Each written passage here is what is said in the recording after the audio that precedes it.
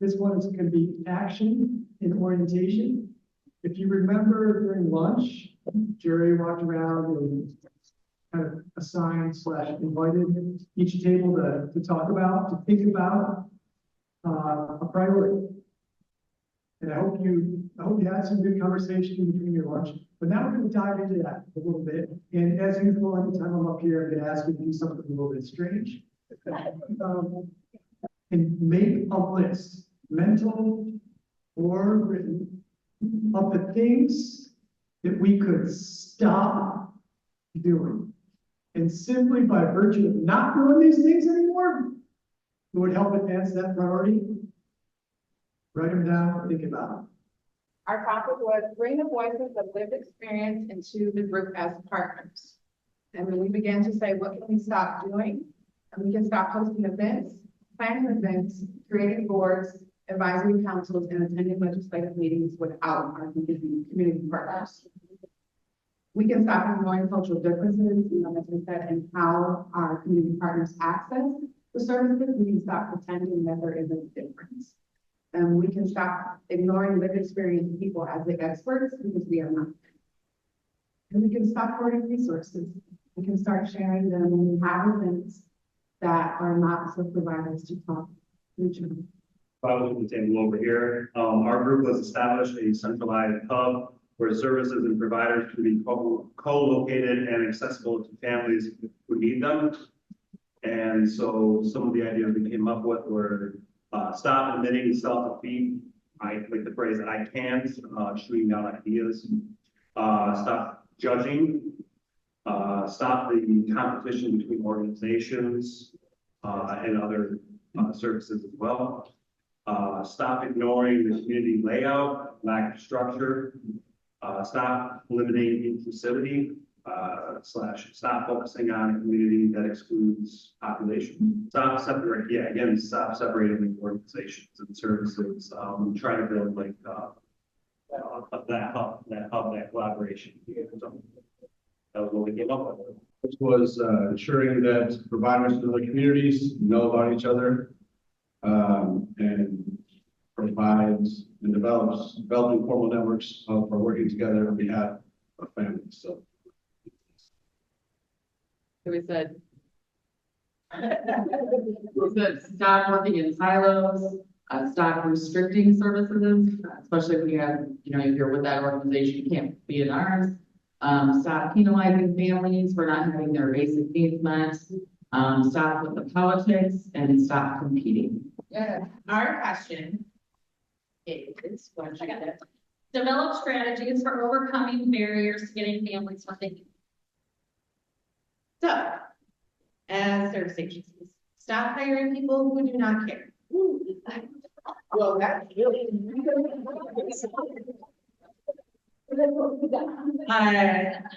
my mantra, if you will, is always assume positive intent, and so I went stop assuming negative. Stop telling people what they need.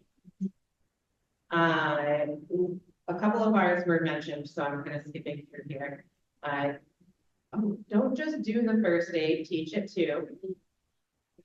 Stop using our disparate communities, extracting data from them, using them for financial gain, and then I can take credit for that one. That was from Todd. Shut up. Stop abusing funding and use it for an intent.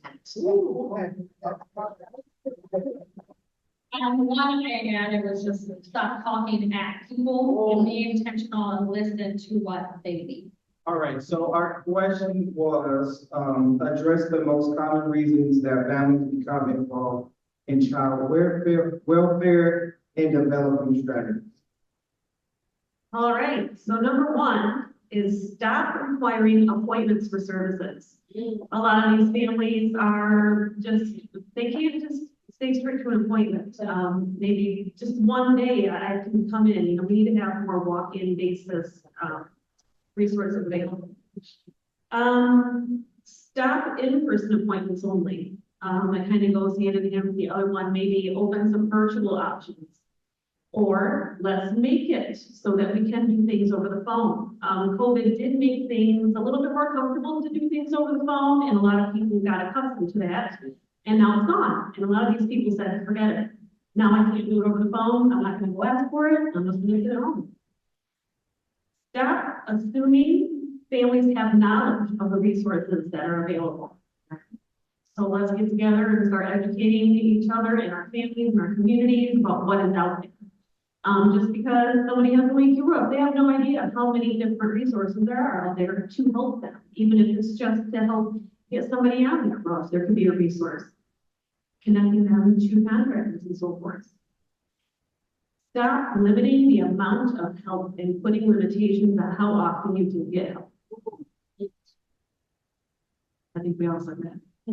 As well as stop judging or using judgment based off someone's needs. Stop making them come to us. Let's go see them. Let's go meet them somewhere. That kind of touches base on the whole hub. Let's put some hubs out in the community instead of being at this one place all year long. Get on the bus and come see us. Go have somebody bring you.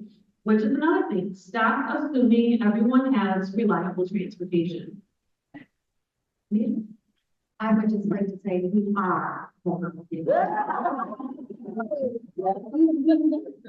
Provide early intervention and prevention with children in schools was our topic. So a lot of the things that have already been said, we came up with as well. I did a table add one at the bottom, sorry. So stop, one of them was stop closing schools in the summer. Stop being rude, disrespectful when talking to parents and families. Stop ignoring the needs of the families. Stop assuming you know what will work for the families and the children. Stop doing all the talking. Stop stereotyping, stop judging, stop shooting on people. Stop giving up on people and the kids. Stop all negative thinking about the parents and the children. Came up with stop putting it all on the teachers to do. Yeah.